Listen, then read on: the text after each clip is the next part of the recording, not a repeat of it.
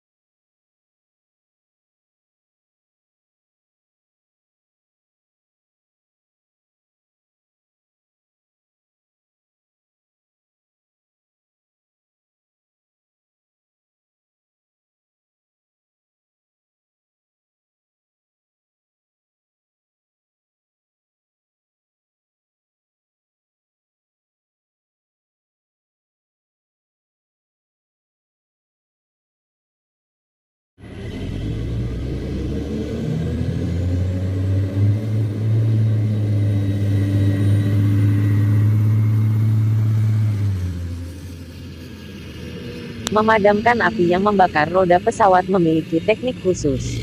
Pada video kali ini, kita akan membahas teknik dalam memadamkan api yang membakar roda pesawat.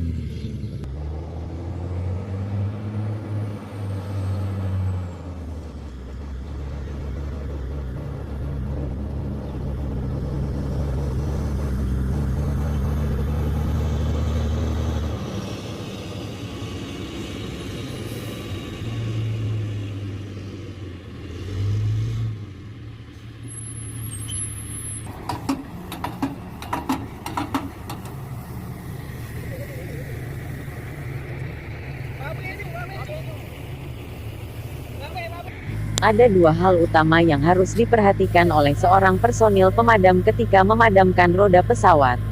Yang pertama, mengambil sudut 45 derajat dari samping roda pesawat. Yang kedua, memadamkan roda pesawat harus dengan cara pancaran air spray selama 15-30 detik.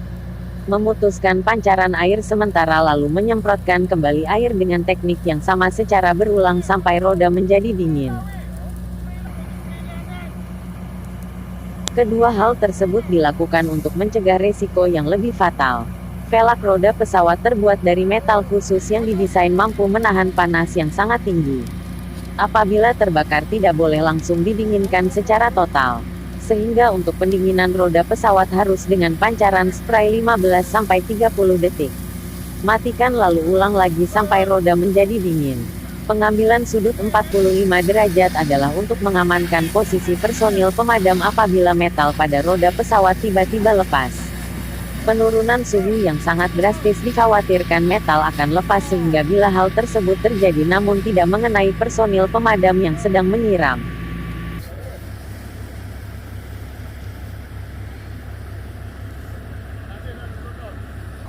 Demikianlah teknik khusus yang digunakan untuk memadamkan roda pesawat.